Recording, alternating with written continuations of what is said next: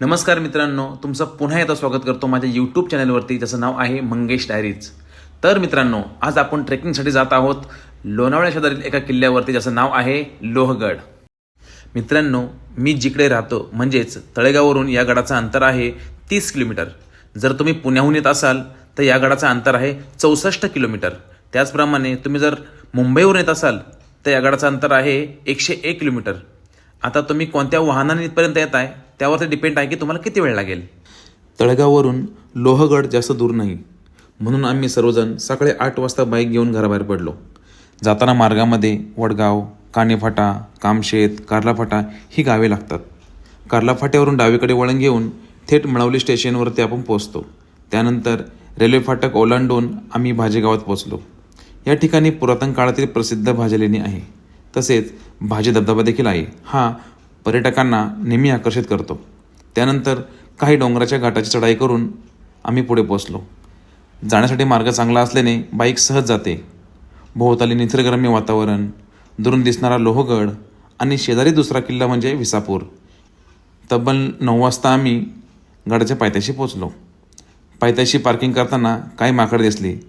त्यांना मी काही फळे खायला दिली. या किल्ल्याची उंची समुद्रसपाटीपासून सुमारे 3389 फूट उंचीवर आहे.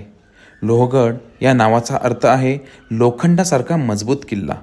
अनेक आक्रमणे झाली, अनेक राजवटी बदलल्या, पण हा किल्ला आजही ताठ मानेने उभा आहे. या किल्ल्याचा इतिहास जवळपास 2000 वर्षापूर्वींचा मानला जातो.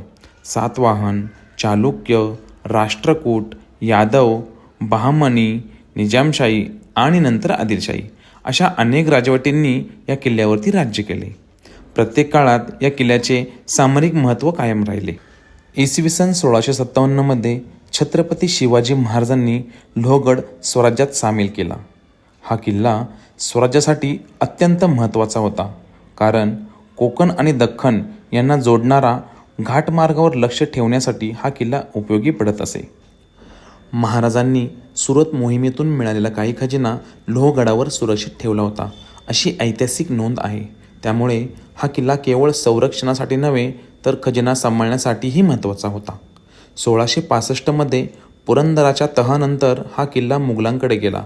मात्र काही वर्षातच छत्रपती शिवाजी महाराजांनी तो पुन्हा स्वराज्यात आणला.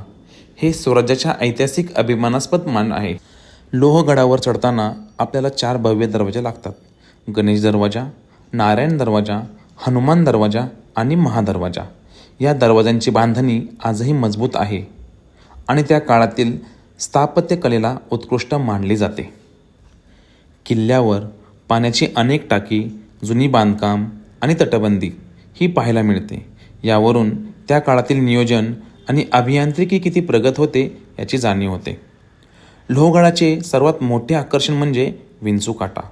किल्ल्यापासून पुढे गेलेला एक लांब चिंचोळा डोंगराचा भाग विंचवाच्या शेपटीसारखा दिसतो, म्हणून त्याला विंचूकाठा असे नाव पडले. इथून दिसणारे दृश्य अतिशय सुंदर असते. किल्ल्यावरून पवना धरण, तुंग किल्ला, तिकोना किल्ला, विसापूर किल्ला आणि संपूर्ण सह्याद्री पर्वतरांगाचा निसर्ग पाहायला मिळतो. छायाचित्रकार आणि ट्रेकरसाठी हे एक स्वर्गच आहे. लोहगडाच्या समोर विसापूर किल्ला आहे. हे दोन्ही किल्ले एकमेकांवर लक्ष ठेवण्यासाठी आणि परिसरावर नियंत्रण ठेवण्यासाठी उपयुक्त होते. त्यामुळे त्यांचे सामरिक महत्त्व अधिक त्या काळी होते.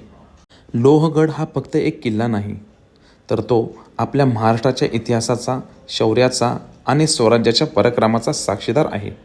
इथे येताना निसर्गाचा आनंद मिळतोच, पण आपलं इतिहासासोबत एक वेगळंच नातं जोडलं जातं.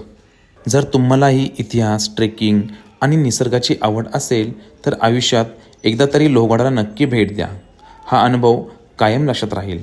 माझा हा व्हिडिओ आवडला असेल तर लाईक करा, चॅनल सबस्क्राईब करा आणि अशाच ट्रेकिंगच्या व्हिडिओसाठी मला फॉलो करा आणि माझ्यासोबत जोडले जा.